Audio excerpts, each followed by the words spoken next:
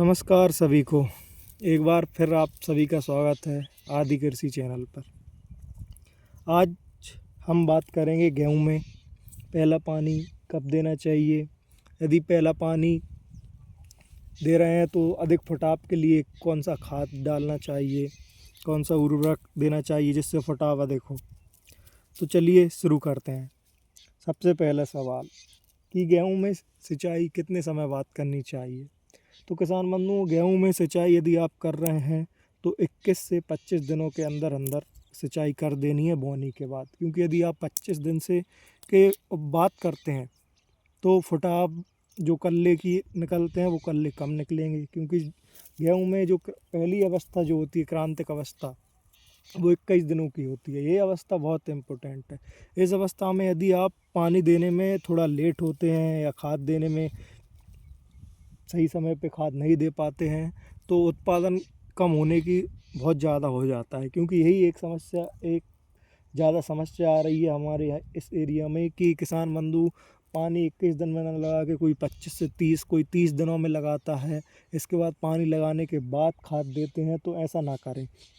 यदि आप खाद दे रहे हैं तो पहले खाद दें, इसके बाद ही सिंचाई करना है। बहुत से किसान बंधु पहले पानी देते हैं इसके बाद खाद देते हैं, तो ऐसा नहीं करना है, क्योंकि यदि आप पहले पानी दोगे इसके बाद खाद दोगे तो जो खाद है वो ऊपर ही रह के थोड़ा गल जाता है। जबकि यदि आप पहले खाद दे दोगे तो जो पानी के साथ जो खाद रहेगा वो गल के सीधा पौधे की जड़ों में पहुंच जाता है। जितने जल्दी जो खाद जड़ों में पहुंचेगा उतने जल्दी पौधे को पोषक तत्व मिलना शुरू हो जाएंगे। इसलिए नंबर 1 तो जो पानी जो सिंचाई आप कर रहे हो बोनी के बाद वो 21 से 25 दिनों के भीतर ही करनी है। किसी भी हालत में, किसी भी कंडीशन में आपको 21 से 25 दिनों के अंदर ही करनी है। दूसरी बात, जो आप खाद दोगे उस खाद को पानी देने से पहले ही देना है। अब बात करते हैं कि खाद में क्या क्या डालना है। पहले पानी पे क्या सही डोज दें कि अपना फुटाव अच्छा हो, गेहूँ अच्छा बने, कल्लों की संख्या ज़्यादा हो, पौधे हाइट अच्छी लें, हरापन ग्रीननेस आए, उसी के बारे में बात करेंगे। तो मैं आपको 1 एकड़ का डोज बताऊंगा। यदि आप 1 एकड़ गेहूं में खाद दे रहे हैं तो एक यूरिया की बोरी ले लें, 45 किलो की बोरी। उसके साथ एक माइक्रोराइजा की पैकेट 4 किलो की। माइक्रोराइजा में वैसा वो वाला जैसे जो बायो स्टिमुलेंट होता है जिसमें सूक्ष्म पोषक तत्व रहते हैं वो वाला लें। क्या उसमें सभी पोषक तत्व सूक्ष्म मात्रा में रहते हैं, तो यदि किसी भी पोषक तत्व की कमी है ज़मीन में या मिट्टी में तो उसकी पूर्ति हो जाती है। तो 4 किलो माइक्रोराइजा, 45 किलो यूरिया। उसके साथ जो जिंक सल्फेट है, जिंक सल्फेट 33% वाला, जिसमें 33% जिंक रहता है प्लस 15% सल्फेट रहता है। तो 10 किलो पर एकड़ के हिसाब से वो डालना है। तो इन तीनों चीज़ों को मिक्स कर लेना है। साथ में एक और बात ध्यान रखें, अभी फ़िलहाल की कंडीशन में जहाँ पे गिलक ज़्यादा है, जो खेत गीले ज़्यादा रह गए हैं उनमें जड़माऊ की भी समस्या आ रही है।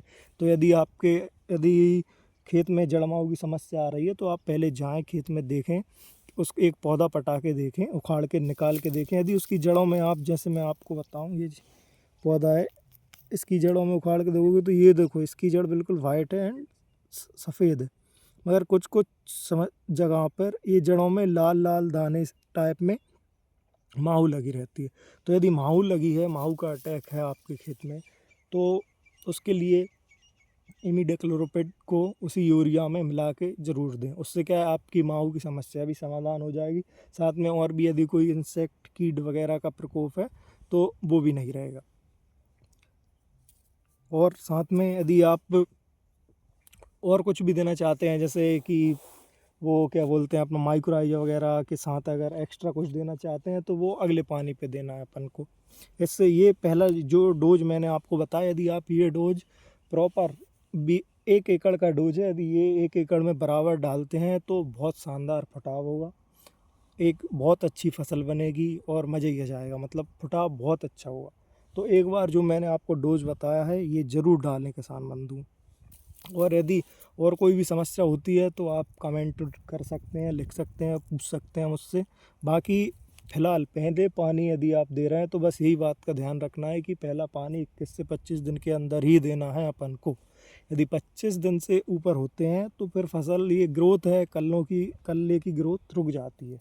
जितना लेट आप पानी में करोगे उतने पौधे की ग्रोथ रुक जाएगी और प्रोडक्शन कम होगा। तो 21 दिनों के अंदर ही अपन को पानी देना है, और पानी देने से पहले खाद यूरिया देना है।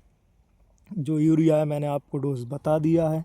इसके बाद यदि आपको कोई भी समस्या हो, कोई भी प्रॉब्लम हो, तो आप बिल्कुल कमेंट में पूछ सकते हैं। हमेशा मैं आपके साथ हूँ, और कोई भी समस्या हो तो बताएं। इसी के साथ हम इस वीडियो को समापन यहीं पे करते हैं। जय राम जी की सभी को, जय श्री राम।